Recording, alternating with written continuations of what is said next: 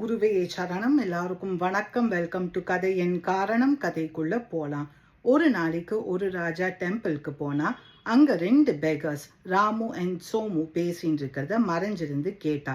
ராமு சொன்னா, ஆண்டவன் ராஜாக்கு நெறியா கொடுத்துருக்கான், எனக்கு என்னமோ தோன்றது ராஜா எனக்கு நல்லது பண்ணுவான்னு.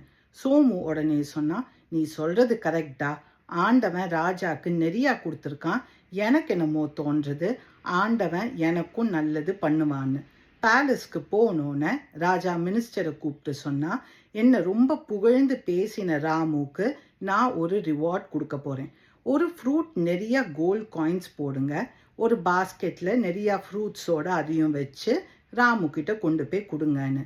நெக்ஸ்ட் டே மினிஸ்டர் அந்த பாஸ்கெட்டை கொண்டு போய் ராமு கிட்ட கொடுத்தா. ராமு மூஞ்சில ஒரே பெருமை.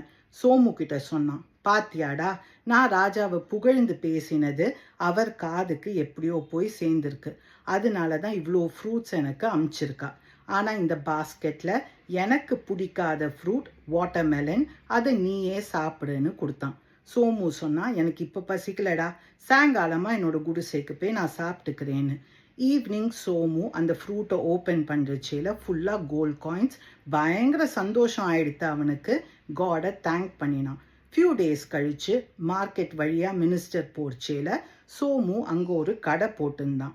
அதை பார்த்தோன்னு மினிஸ்டருக்கு கொஞ்சம் ஷாக் ஆயிடுது.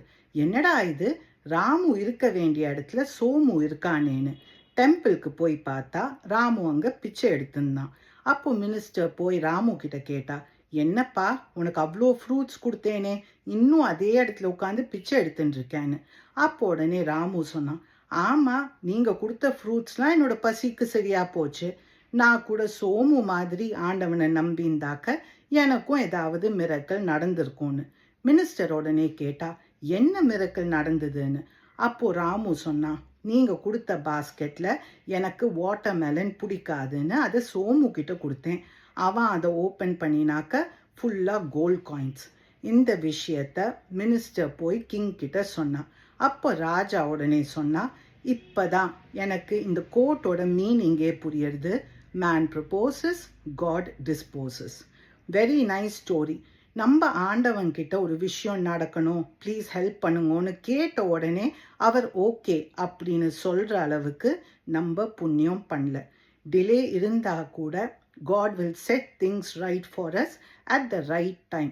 நம்ம காடை ட்ரஸ்ட் பண்ணினாக்க அவரோட டைமிங்கும் ட்ரஸ்ட் பண்ணணும். நீங்கள் வேறு ஏதாவது இந்த ஸ்டோரியிலேருந்து லேர்ன் பண்ணாக்க கமெண்ட் பண்ணுங்கள். Let's share our thoughts. Have a good day. குருவே சரணம்.